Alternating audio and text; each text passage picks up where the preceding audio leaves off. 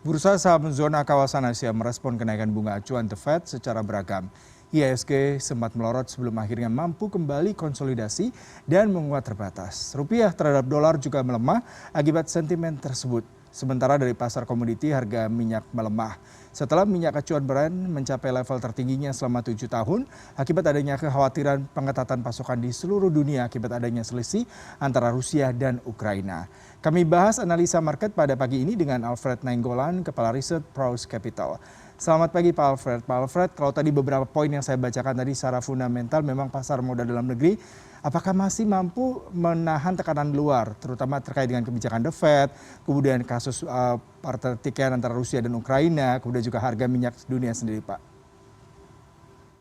Ya, kalau kita lihat memang tekanannya cukup besar kebanyakan dari eksternal ya. Sementara kalau kita lihat dari sisi makro kita relatif cukup stabil dan sangat baik. Bahkan kita bisa dibilang punya ekspektasi yang cukup positif ke depannya terhadap kondisi makro kita di 2022 ini. Meskipun kita tahu bahwa tekanan terbesar memang masih berasal dari tapering dan juga rencana kenaikan suku bunga The Fed tahun ini. Jadi kalau kita bisa bilang memang tekanan kebanyakan dari eksternal, namun terlihat ya meskipun ada koreksi besar yang terjadi di awal pekan kemarin terhadap IHSG kita, dan ini juga dialami juga oleh regional Asia kita, tapi di 2 hari ini kita lihat bahkan sampai hari ini juga IHSG mampu kembali menguat, dan asing juga meskipun ada catatan net sell dalam 3 hari ini, tapi relatif cukup tipis sekali sehingga tidak merubah ekspektasi kita bahwa asing masih juga cukup positif terhadap pasar kita, dan kita melihat ini indikasi bahwa optimisme asing juga cukup besar terhadap kondisi makro kita. Jadi kalau kita lihat kondisinya seperti itu, apalagi dalam kondisi tadi bahwa di kuartal keempat kita tahu bahwa harga komoditi sangat membantu sekali bagi pertumbuhan ekonomi kita, dan kalau kita lihat di kuartal pertama sampai di kuartal pertama tahun ini juga harga komoditi juga masih cukup solid. Artinya apa? Bahwa ini juga akan berkontribusi juga signifikan nanti terhadap pertumbuhan ekonomi kita di awal tahun ini. Jadi sebenarnya dari secara fundamental makro kita masih cukup baik. Tinggal memang ada beberapa sentimen negatif dari eksternal ya, seperti kondisi konflik geopolitik dan juga kenaikan The Fed, dan yang terakhir adalah bicara masalah kasus Omicron sendiri. Iya, Pak Alfred, kalau kita bicara mengenai The Fed, tadi Gubernur Bank Indonesia Peri Warjio mengatakan akan ada proyeksi meningkat sebanyak 4 kali di 2022 ini. Lalu saham-saham sektor apa saja yang akan justru diuntungkan dengan kebijakan The Fed ini? Kalau tadi di berita sebelumnya dikatakan investasi di Indonesia dengan adanya ibu kota baru mencapai 901 triliun lebih. Apa yang bisa Anda elaborasi dari kasus ini? Ya, yang pertama kalau terkait dengan sentimen The Fed ini lebih kepada sentimen makro ya, artinya bahwa ini berimbas dari sisi market risk-nya. Jadi sentimen terhadap individual sektor atau bahkan individual emiten relatif tidak ada ya, tidak ada dalam artian tidak ada secara langsung, jadi lebih kepada marketnya. Artinya untuk kenaikan The Fed yang memang kita khawatirkan sudah pasti yaitu bicara masalah tadi rupiah kita yang menjadi fokus sentral pasar nanti terhadap rencana kenaikan The Fed. Karena kalau kita berkaca secara historis di 2015 ketika The Fed mulai melaksanakan tapering dan awal 2016 dimulainya kenaikan suku bunga The Fed, kita melihat bagaimana rupiah kita terdepresiasi cukup besar kala itu. Jadi untuk tahun ini juga sama, sentimennya lebih kepada sentimen rupiah kita, seberapa kuat rupiah kita nanti akan bisa bertahan. Artinya ini akan berpengaruh terhadap para importir kita ya. Jadi mungkin emiten-emiten yang punya basis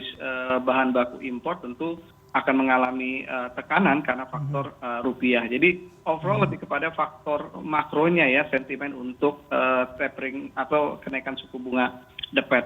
Sementara kalau untuk bicara masalah pemindahan ibu kota, kami melihat ini sebagai masih menjadi sebuah sentimen positif, karena pasar juga melihat bahwa ini untuk menjawab isu pemerataan pertumbuhan. Kita tahu bahwa selama ini dalam 5 sampai 10 tahun bahkan 15 tahun kita selalu terkendala dalam pertumbuhan growth di kisaran 5 sampai 7%. Jadi tentu kuncinya adalah pemerataan pertumbuhan dan berharap ekonomi di luar Jawa bisa berkontribusi lebih besar lagi untuk mensupport dari pertumbuhan secara keseluruhan. Dan ini salah satu upaya pemerintah adalah salah satu pemindahan ibu kota. Jadi isunya masih positif. Kalau bicara masalah sentimennya kemana saja bisa berpengaruh lebih besar lagi, tentu tadi ini bicara masalah pembangunan, tentu basis infrastruktur menjadi yang diuntungkan karena ada belanja yang lebih besar yang akan dialokasikan oleh pemerintah, tidak hanya pemerintah, termasuk juga nanti swasta yang akan berkontribusi terhadap tadi sektor-sektor yang berimbas seperti saya katakan tadi, infrastruktur, properti dan sebagainya. Tapi overall kalau kita lihat untuk sentimen ibu kota kan realisasi atau implementasinya bisa dibilang porsi untuk tahun ini relatif sangat kecil sekali ya. Jadi mungkin belum banyak terlihat nanti terhadap performa emiten kita.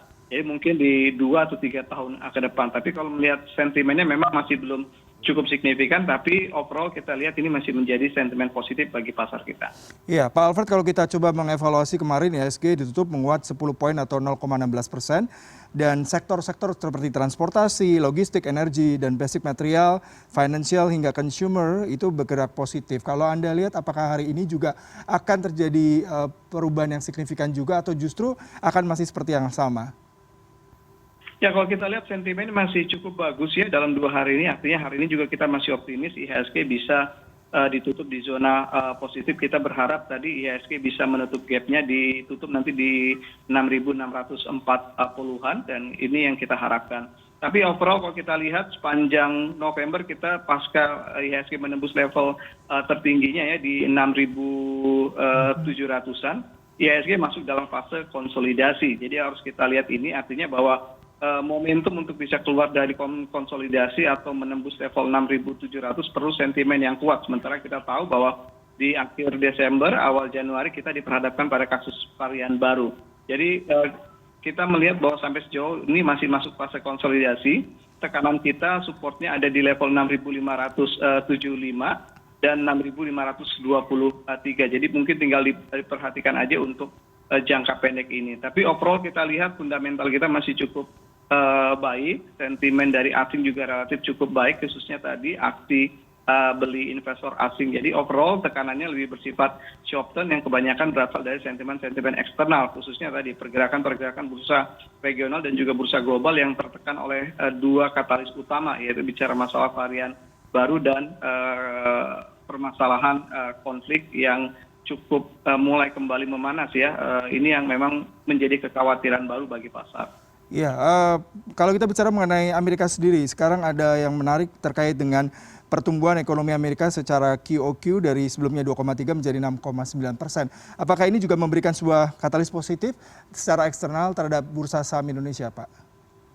Ya, tentu ini Amerika salah satu 2 kutub ekonomi terbesar. Jadi ketika memang pertumbuhannya cukup bagus, tentu akan berimbas juga terhadap negara-negara seperti kita ya. Tapi di satu sisi lain memang tadi bahwa dengan angka pertumbuhan yang di atas konsensus ini juga tadi bahwa percepatan untuk pelaksanaan kenaikan suku bunga akan semakin memungkinkan lagi. Jadi memang kenapa ini tidak berpengaruh cukup signifikan walaupun dari sisi angka sebenarnya sangat bagus sekali kalau bicara masalah kenaikan pertumbuhan ekonomi di atas konsensus. Karena faktor tadi bahwa dengan kenaikan pertumbuhan ini maka tadi bahwa proses tapering akan semakin cepat dan kenaikan suku bunga juga akan semakin pasti lagi untuk bicara masalah percepatannya. Dan ini yang memang menjadi sentimen yang cukup mengkhawatirkan khususnya bagi negara-negara kita tadi bicara masalah faktor tekanan terhadap concern kepada nilai tukar atau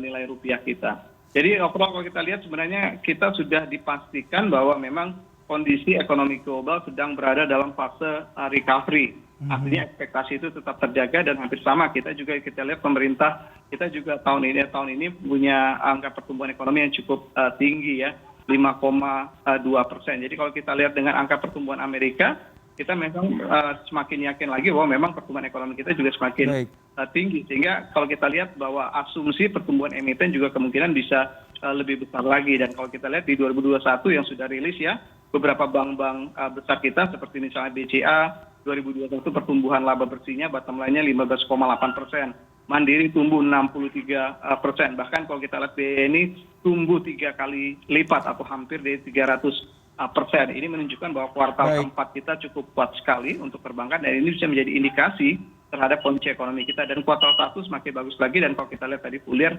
juga semakin kuat. Jadi pertumbuhan ekonomi Amerika yang cukup bagus ini semakin meyakinkan lagi sebenarnya bagi market. Tinggal tadi seberapa kuat kita menahan nanti tekanan terhadap kebijakan The Fed-nya. Baik, terima kasih Pak Alfred Nainggolan, Kepala Riset Praus Capital. Selamat pagi Pak.